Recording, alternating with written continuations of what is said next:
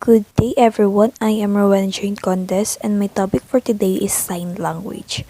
For the objectives of this report, at the end of this discussion, students are able to define the meaning of sign language and differentiate between sign language and oral language. So first, what is sign language? It is a language that combines hand forms, orientation, and movement of the hands, arms or body, and facial expression to dynamically represent a speaker's thoughts rather than using acoustically transmitted sound patterns to convey meaning. In deaf community, which might include interpreters, friends, and relatives, and deaf as well as those who are themselves deaf or hard of hearing, sign language are frequently developed.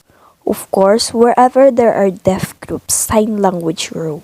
Their elaborate space, grammar really differs significantly from the grammars of spoken language. There are hundreds of sign language in use today, and they form the foundation of regional deaf cultures, while sign language have some sort of legal standing, others have none at all. So next is the history of sign language. The written history of sign language began in 17th century in Spain. Reducción de las letras y arte para enseñar a hablar a los modus, or reduction of letters and art for teaching silent people to talk, was published by Juan Pablo Bonet in Madrid in 1620. Charles Michel de L'Épée developed his alphabet from the Bonet language of sign and published in the 18th century. It was remained mostly unchanged up to the present. Next is Abid el-Aipi, established the first private school for deaf children in Paris in 1755, and Laurent Clerc was possible its most renowned alumni. He traveled to the United States with Thomas Hopkins Gallaudet to establish the American School for Deaf in Hartford. Second is Gaulet's sons Edward Miner Gallaudet founded a school for the deaf in 1857, which became Gallaudet's University in Washington, D.C. in 1864, the world's only liberal arts university for and of the deaf. So let's differentiate the sign language and spoken language. So first, what is sign language? A sign language is quite different to a spoken language. It is language where gesture and facial expression are used in order to convey information instead of vocal track. This is one of the key differences between a sign language and spoken language. Just as spoken language, there are numbers of sign language in the world. Some of these are recognized world over. In every country, there are one or more language or sign language used by the people. These are used by deaf and blind individuals. So next is, what is spoken language?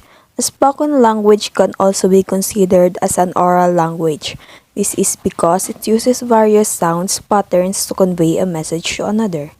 These sounds patterns are referred to as vocal tracks in spoken language. There are many linguistic elements such as vowels, consonant, and even the tone. The tone of the speaker is very significant because in most cases the meaning is conveyed through the change in the speaker's tone. One can even state that in spoken language, the context of the speaker is of great importance is grasping the meaning. We can express the same set of words and convey different meaning by changing our tone. In spoken language, grammar plays a key role in conveying the message to the listener. Words are put together into phrases and sentences where rules of grammatically strictly apply. For very small children, the language that they hear all the time becomes their first language because this is acquired with least effort through usage of the surrounding environment.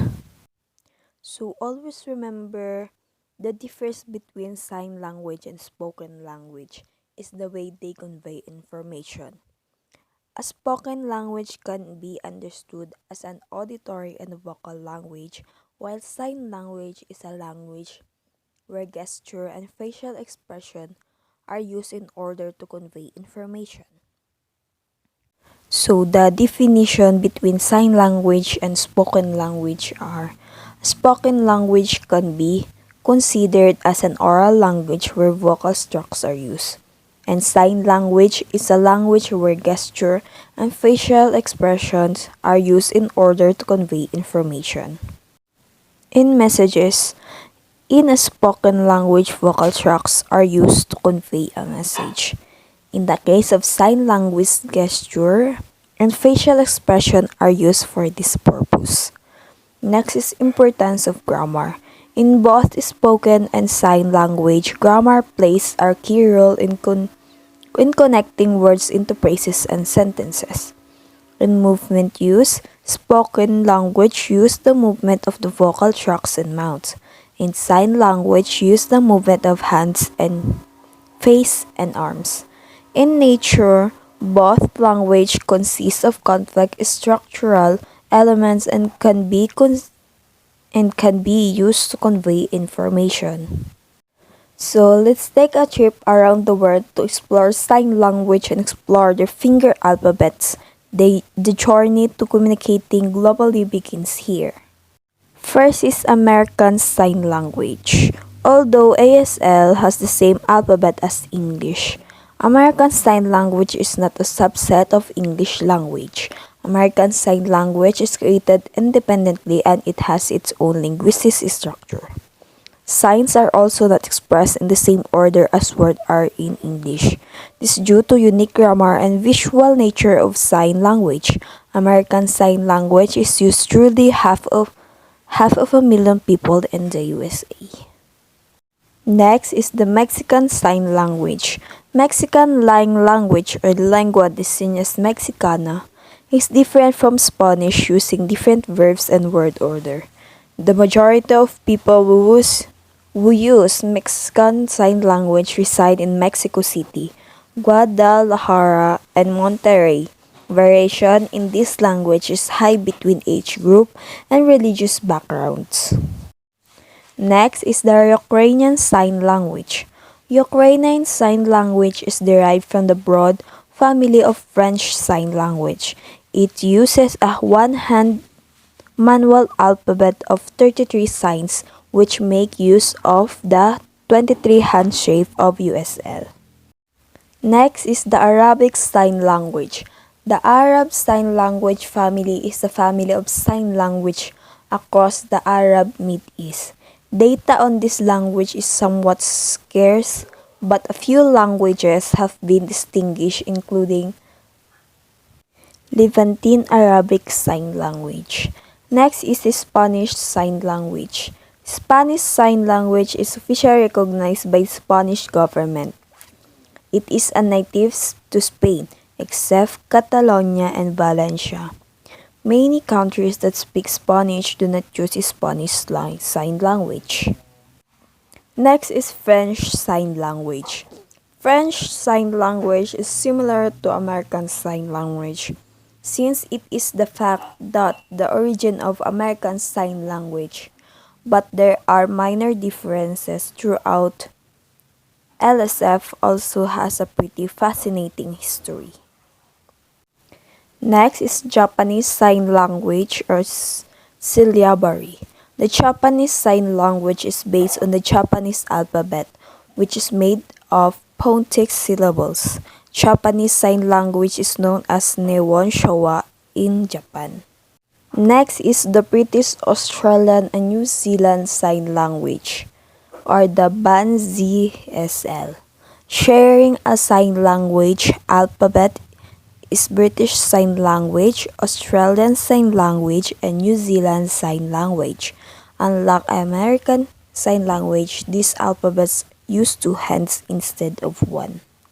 Next is the Chinese Sign Language, probably the most used sign language in the world, but there is currently no data to confirm this.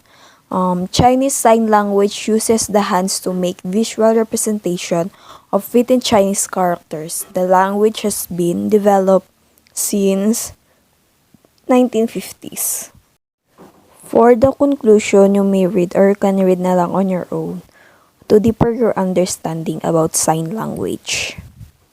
And that's the end of my discussion. Thank you for listening.